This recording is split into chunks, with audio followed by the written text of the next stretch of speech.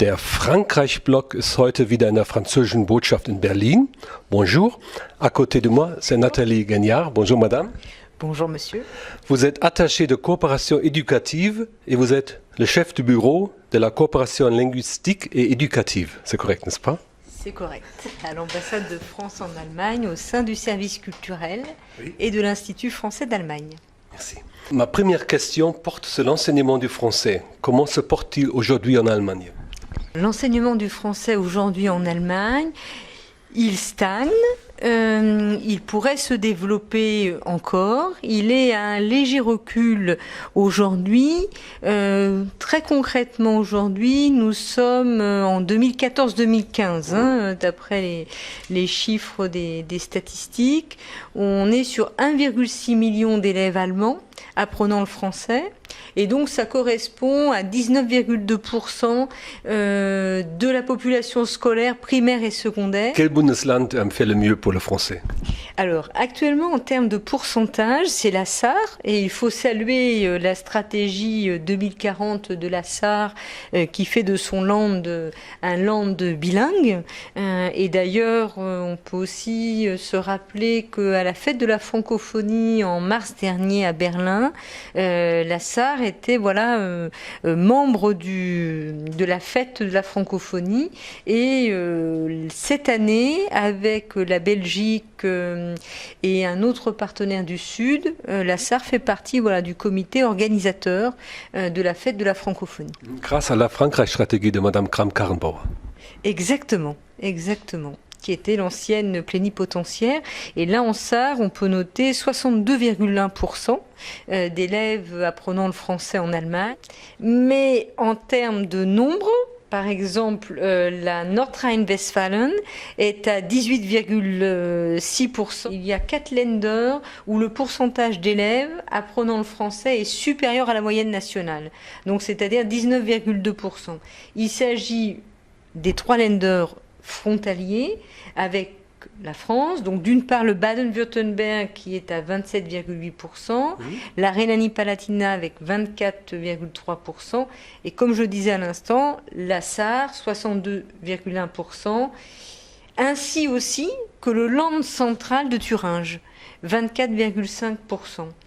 Et c'est un beau succès. C'est un beau succès et on peut vraiment saluer d'une part la SAR comme je disais parce que cela rentre complètement dans le cadre des grands axes de la stratégie France qui permettent d'envisager de nouvelles marges de progression et là vraiment nous ne pouvons que saluer la ministre présidente.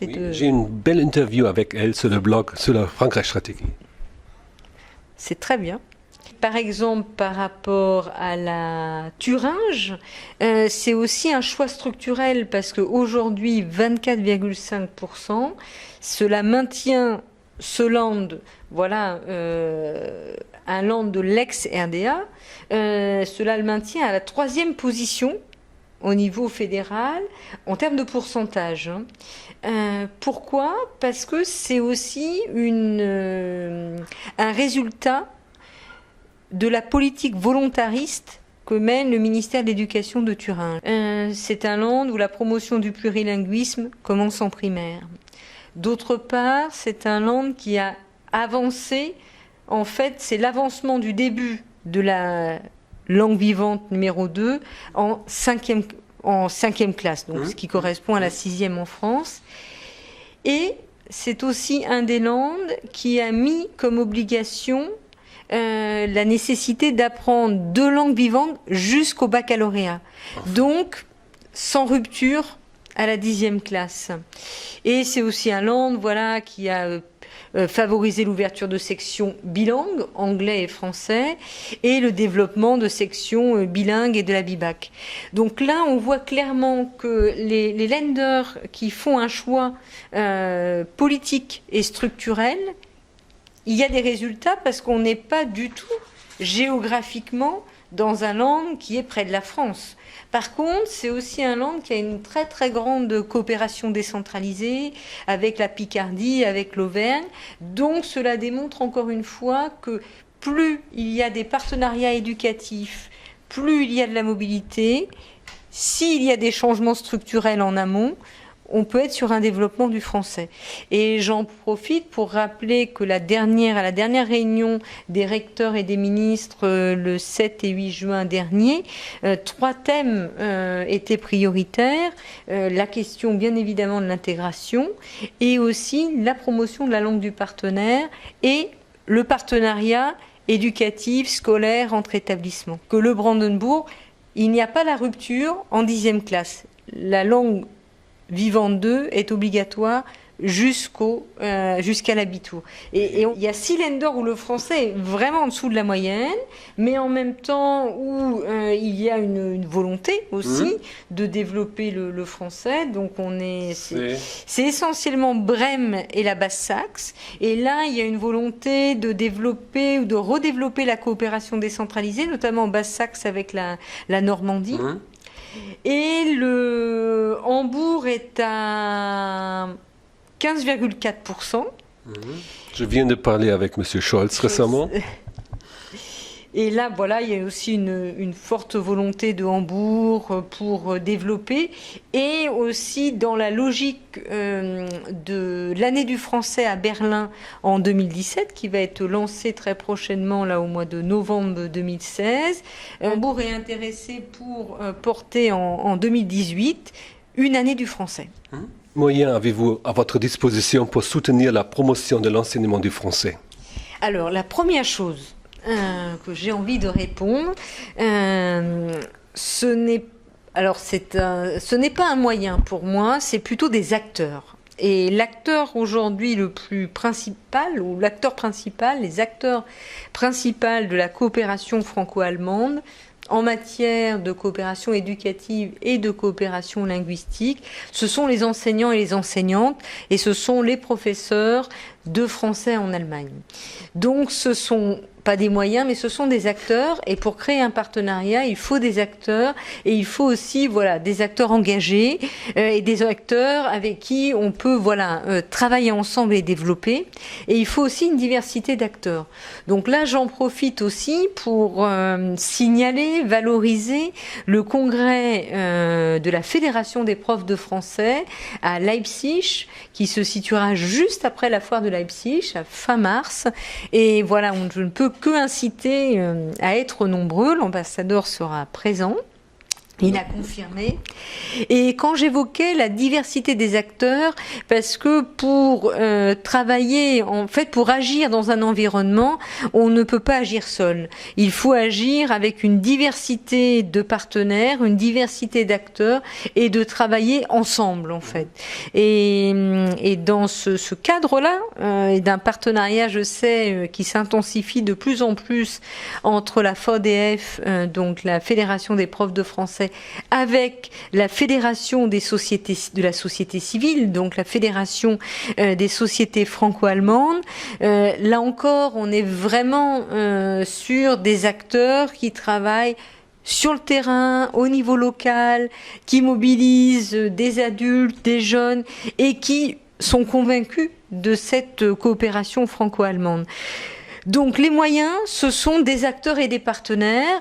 Et dans les partenaires, il faudrait que je les cite tous, parce que c'est important aussi de citer les partenaires institutionnels et politiques. Oui, donc bien évidemment le plénipotentiaire, avec le bureau 2 et le bureau 1, donc de la Auswärtiges Amt.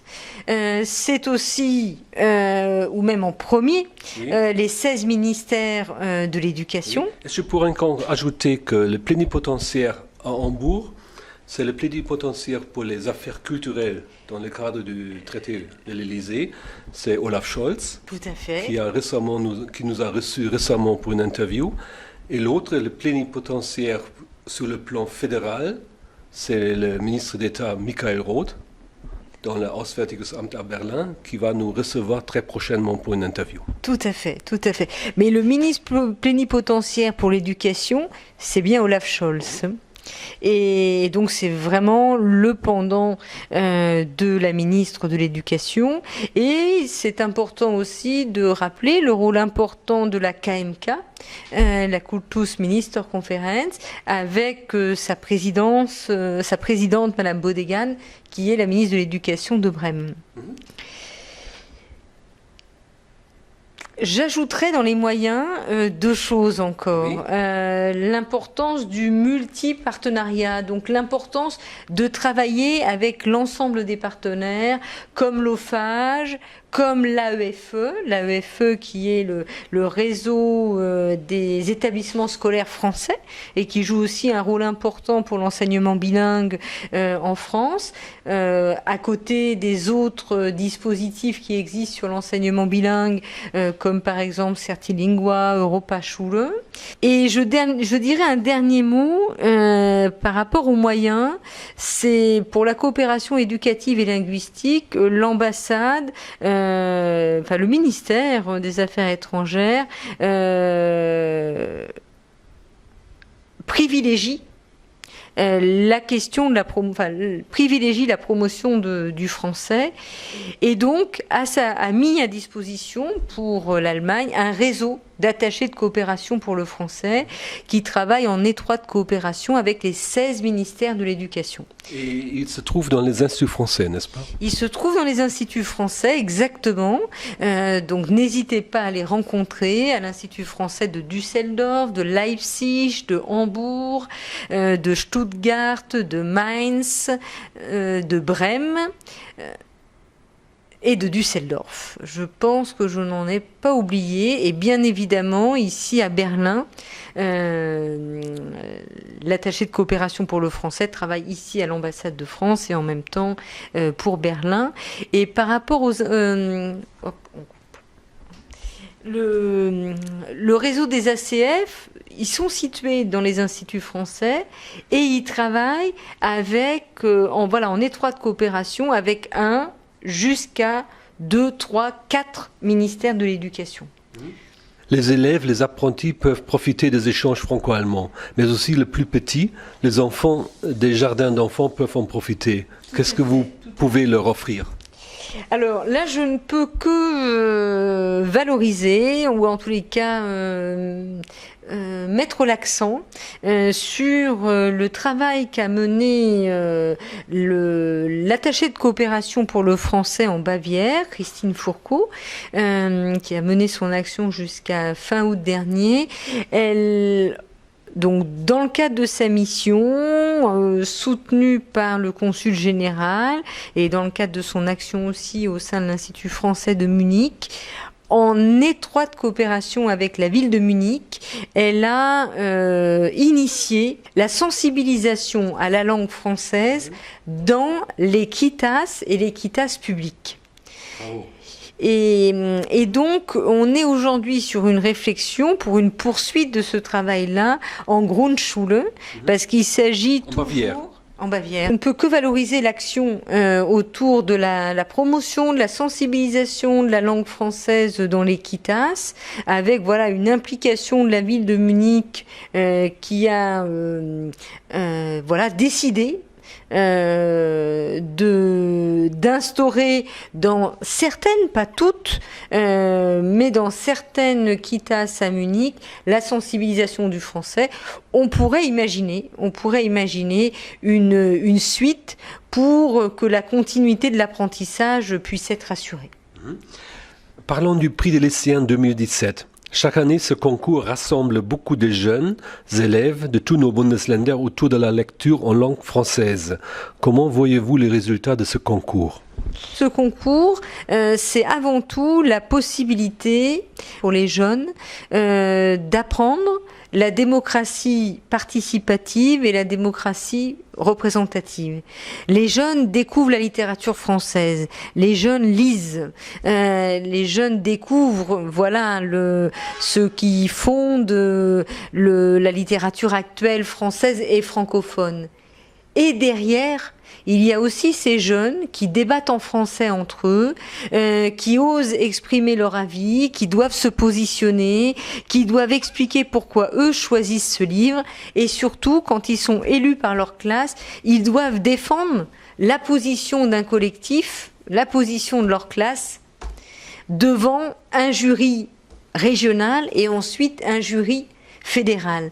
Et là, je ne peux que insister sur cette nécessité aujourd'hui où les projets éducatifs doivent favoriser l'éducation à la citoyenneté. Je rappelle aussi, dans le contexte politique dans lequel nous sommes, la déclaration de 2015, la déclaration du 17 mars 2015, initiée par la ministre de l'Éducation Najat Vallaud-Belkacem, où ont été réunis l'ensemble des ministres de l'Éducation pour que cette déclaration de Paris puisse impulser la nécessité d'une éducation à la citoyenneté, une éducation à la tolérance, une éducation contre toutes les discriminations. Et il faut savoir que suite à cette déclaration de Paris du 17 mars 2015, il y a eu une décision du Conseil d'éducation, jeunesse, culture et sport de l'Union européenne le 18 mai afin que la Commission européenne élabore un ensemble de mesures concrètes en faveur de l'éducation à la citoyenneté, de la tolérance et de la lutte contre les discriminations. Donc j'ai fait un petit détour, mais il me semblait important de pouvoir montrer en quoi ce prix c'est encore plus... Le cadre un peu de ce prix aussi, n'est-ce pas? Exactement. Alors j'allais y venir. C'est une année particulière qui nous réjouit, bien évidemment. C'est l'année de Francfort. Donc Francfort 2017, Francfort en français, l'année où non pas seulement la France, mais aussi le français sont invités à la foire de Francfort. Donc le français, langue de partage. Invité d'honneur, comment dire. Exactement, invité d'honneur, tout à fait. Et donc le français, Francfort en français, c'est langue de partage, langue d'ouverture, langue de rencontre. Et c'est aussi une occasion pour nous, ambassade, de pouvoir poursuivre l'initiative qu'a pris le Sénat de Berlin pour 2017 de lancer l'année du français à Berlin. Cela pourrait être l'occasion pour d'autres Länder, pour d'autres ministères de l'éducation, sous l'initiative d'enseignants, de fédérations d'enseignants, à lancer ou à travailler ces années du français en partenariat avec les ministères de l'éducation, bien évidemment, et dans cette logique de réciprocité, parce que Berlin, c'est l'année du français là en 2017, mais en 2015-2016, c'était l'année de l'allemand à Paris. Donc c'est aussi une façon de promouvoir l'allemand en France. Et donc je reviens quand même sur, effectivement, cette année, c'est une année d'exception. Le prix des lycéens se réalisera dans le cadre de la foire de Francfort, mais en 2018, nous reviendrons à Leipzig parce que c'est notre partenaire privilégié, alors la foire de Leipzig. La cérémonie de la distribution du prix des lycéens aura donc lieu en 2017 à Francfort. Et reviendra en mars 2018 à Leipzig, et nous avons eu un très bon partenariat avec la foire de Leipzig et avec le directeur de la foire de Leipzig. Nous avons aussi un peu imaginé des évolutions ensemble qui seront à travailler avec l'ensemble des partenaires du prix des lycéens, mais pour une place encore plus importante à son retour en 2018 à Leipzig pour un an d'absence. Je voudrais vous poser cette question. Comment peut-on pousser nos élèves en France et en Allemagne d'apprendre la langue du voisin en dépassant un peu le domaine de l'anglais? Alors, je dirais en fait que le plus important, c'est d'une part de donner une autre image de la France. Une image de la France de la diversité, une image actuelle de la musique, de l'art contemporain, de la force économique pas seulement française, mais aussi francophone. Aujourd'hui, on repère, et là c'est plus un argument pour les parents, on repère que les échanges commerciaux entre la France et l'Allemagne, et en particulier entre l'Allemagne et les pays francophones, sont juste derrière l'anglais et très très loin devant les échanges commerciaux hispanophones. Donc il nous faut d'une part travailler sur l'argumentaire et donc donner une autre image de la France, plus moderne. D'autre part, la question de la coopération éducative.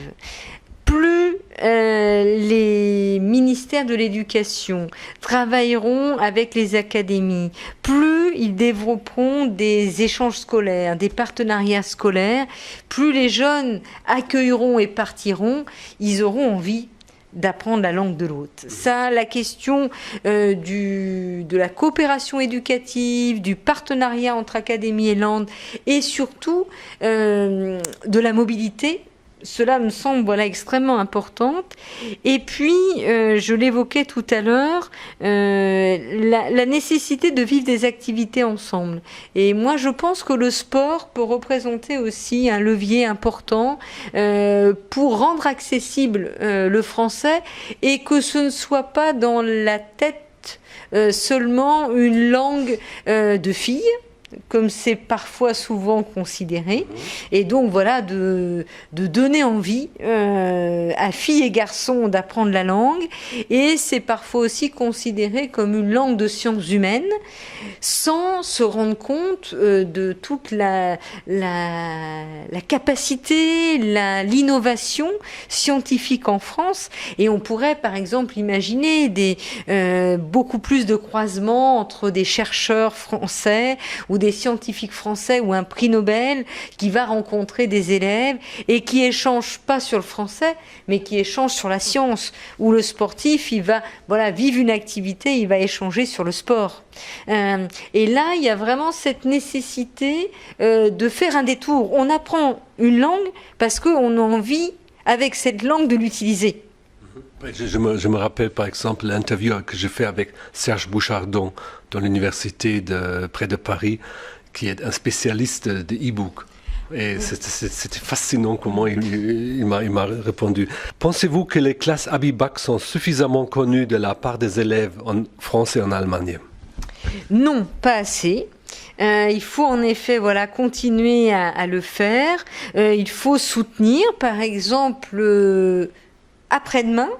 Là, je ne peux que valoriser le travail de l'attaché de coopération pour le français en Saxe, Saxe-Anhalt, Thuringe et aussi en partie sur le Brandenburg, qui est basé à l'Institut français de Leipzig et qui organise avec donc en interländer, on peut dire, donc il organise avec ses collègues du Nord, donc de Niedersachsen, Brême et Hambourg, un séminaire qui réunit les établissements qui sont engagés dans la Bibac, et donc bien un séminaire d'échange de pratiques et de reconnaissance aussi pour les enseignants qui font ce travail, qui se mobilisent et qui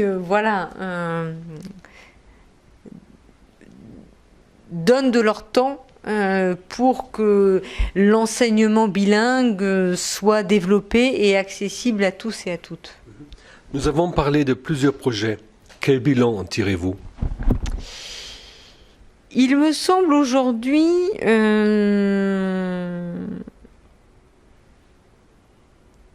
alors, les projets dont nous parlons, s'il s'agit des actions fédérales, oui, comme Cinéfête, Prix des lycéens, Franco-Musique, Internet Wettbewerb, ce sont des actions fédérales extrêmement importantes parce qu'elles, comme on le disait, comme je disais tout à l'heure, elles permettent de développer une éducation à la citoyenneté. Elles sont importantes aussi parce qu'elles mobilisent les élèves à travers la musique, à travers le cinéma, à travers l'art plastique, à travers le théâtre. Et cependant, il est important de toujours réfléchir à l'évolution de ces actions fédérales. Comme je le disais, peut-être que le prix des lycéens réfléchir à ce qu'il ait une dimension plus d'éducation à la citoyenneté, ce qu'il fait par exemple. Donc il y a une nécessité à renouveler ces actions et à réfléchir à d'autres actions transversales, comme par exemple le sport. Là, je ne peux que mettre en avant ce très beau concours qui s'est réalisé, donc initié par l'OFAGE et qui est réalisé en partenariat avec la DFB, Deutsche Fußball-Bund, l'Institut français d'Allemagne et le Goethe-Institut, et bien évidemment l'OFAGE. Et ce concours de jeunes supporters franco-allemands a permis non seulement à des scolaires, mais aussi à des jeunes engagés dans des clubs sportifs de participer et de développer un drapeau autour des valeurs du franco-allemand, autour de l'interculturel, autour des valeurs du foot. Et ce drapeau, et là je ne peux que signer dans le Spiegel au mois de... La formation professionnelle est également un thème majeur de vos activités. Quelle est la situation de la coopération franco-allemande sur le plan de cette formation professionnelle ? D'une part, là encore, la formation professionnelle, c'est une priorité du ministère de l'Éducation nationale, c'est une priorité du ministère des Affaires étrangères, et c'est également une priorité franco-allemande. Prochainement, fin septembre, se tiendra la commission franco-allemande des experts de la formation professionnelle, donc l'ensemble des acteurs qui œuvrent dans la formation professionnelle en France et en Allemagne, et aussi dans le cadre de projets franco-allemands. C'est, à mon avis, la question de la formation professionnelle, elle est importante parce qu'elle se situe aujourd'hui dans le cadre d'évolutions européennes à prendre en compte. D'une part, et ça, je pense que ce sont des outils qui peuvent être très intéressants pour les enseignants. Il s'agit de la nouvelle stratégie en matière de compétences pour l'Europe. Donc, c'est la révision du cadre Europass, donc que certains connaissent par rapport aux échanges dans le cadre de la formation professionnelle, donc la mobilité d'apprentis, et puis aussi la question des compétences. Comment les entreprises soutiennent-elles la formation professionnelle au niveau des relations franco-allemandes ? Alors, les entreprises soutiennent fortement la formation professionnelle. Aujourd'hui, et là on ne peut que valoriser le travail du secrétariat franco-allemand pour les échanges professionnels, le SFA, qui fait un travail assez considérable pour continuer à rapprocher, à articuler articuler les entreprises avec les établissements scolaires. La formation professionnelle, les entreprises allemandes, pour elles, c'est ancré, et elles jouent un rôle considérable. Les entreprises françaises sont de plus en plus intéressées, et intéressées aussi pour un enjeu de société, parce que la mobilité peut donner une plus-value pour l'employabilité ensuite, notamment en France. Alors l'employabilité, voilà, c'est vraiment dans cette logique.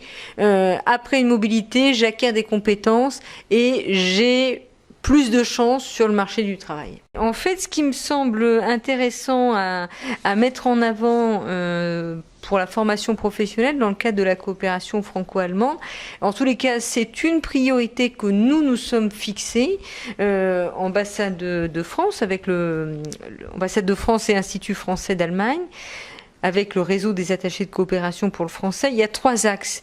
Il y a d'une part la capitalisation et le développement de la coopération dans le domaine de l'enseignement professionnel en région frontalière.